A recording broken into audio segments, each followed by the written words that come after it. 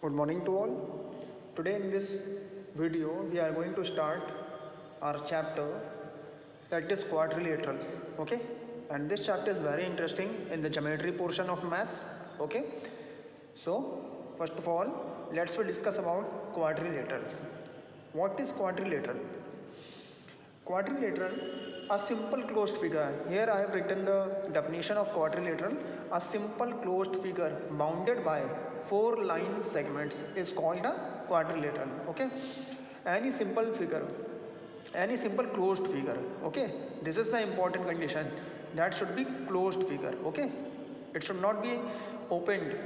So any simple closed figure which is bounded by four line segments. You can see in this figure there are four line segments: AB, BC, CD and DA. Four line segments are here. Okay, and the condition is this, that should be closed. So you can see this figure is closed. Okay, it is not opened in any of the vertices. So that's why according to this definition, this figure is known as what? Quadrilateral. Okay, now let's discuss about some terms which are used in quadrilaterals. So first of all we will discuss about the adjacent sides. Adjacent sides are what? Adjacent sides, suppose I am taking these two sides AB and BC. Okay, in these two sides AB and BC, one thing is common. If you see here, this B point is common in both the sides. Okay, so what should be the definition of adjacent sides? Two sides of a quadrilateral. Listen to me very carefully. Two sides of a quadrilateral which have a common end point. Okay, which have a common end point are called what? Adjacent sides.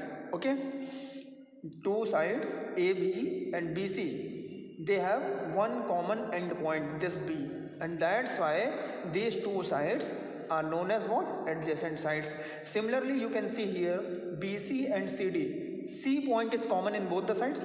That's why BC and CD is also what? Adjacent sides. And CD and DA, D is common in both the sides. That's why CD and DA are adjacent sides. Okay.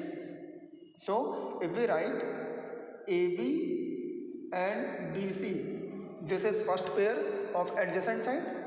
Okay, and if we write second pair, then BC and CD, this is the second pair of adjacent side. And if we write third pair is what? CD and DA, CD and DA. Okay, CD and DA, this is the third pair of adjacent sides. Okay, and now fourth pair will be DA and AB. Okay, this will be the fourth pair of adjacent side, DA comma AB. This will be the fourth pair of adjacent sides. So there are four pairs of adjacent sides in any quadrilateral. Okay, now let's discuss about opposite sides. Opposite sides are what? Opposite sides, if two sides have no common endpoint. Okay, suppose AB and CD, these two sides are opposite because they don't have any common endpoints. Okay, and if we take AD, then the side in front of AD will be BC. This will be opposite sides. Okay, so there are two pairs of opposite sides, AB and what? CD. Okay, AB and CD, and the second pair will be what? BC and DA. This will be the second pair, BC comma DA. Okay, so there will be two pairs of opposite sides in any quadrilateral, AB and CD, this is first, and BC and AD or DA. Okay, this will be the second pair of opposite sides. Now let's come to our third point, that is adjacent angles. Adjacent angles are what? Two angles. Suppose I am taking these two angles A and B. Okay, these two angles, one thing is common. If you see here, DAB, in this angle DAB, AB side, and CBA, BA is common in both the angles. Okay, BA or AB side, you can also say. AB line segment is common in both the angles. That's why these two angles are known as adjacent angles. Okay, these are adjacent angles. So angle A and angle B will be adjacent angles. Again, I am repeating the definition of adjacent angles. Two angles of a quadrilateral having a common side. Okay, having a common side are called as adjacent angles. Okay, so if we write the pairs of adjacent angles, so first pair will be A and B. Okay, now the second pair will be what?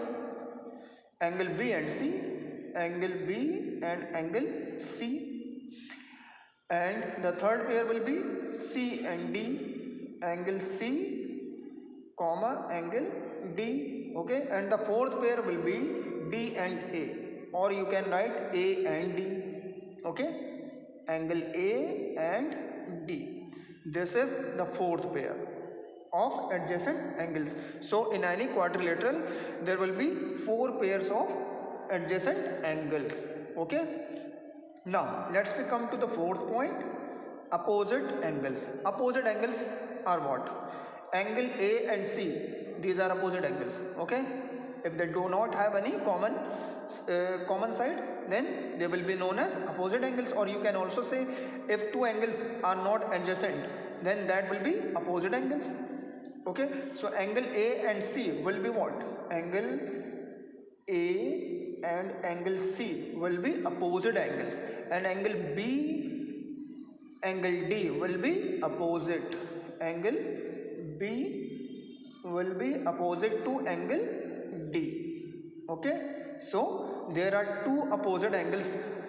There are two pairs of opposite angles. What? A and C, this is the first pair, and B and D, this will be the second pair of opposite angles. Okay, so this was all about the terms which are used in quadrilaterals. Okay, now let's come to the property of quadrilaterals. Okay, the first property which you have to learn, angle sum property of a quadrilateral. Angle sum property is what? Angle sum property, according to this property, the sum of angles of a quadrilateral will be 360 degree. Okay, you can see in any quadrilateral there will be four angles. Okay, how many angles? Four. One, A, this is second angle, this is third, this is fourth. Okay, so in any quadrilateral there will be four sides and four angles. Okay, so that's why the sum of all the angles, the sum of all the four angles will be what? Angle A plus angle B plus angle C will be equal to 360 degree.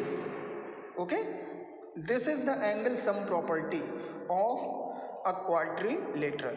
Okay, all the the sum of all the four angles will be equal to 360 degree. This will be the angle sum property of a quadrilateral.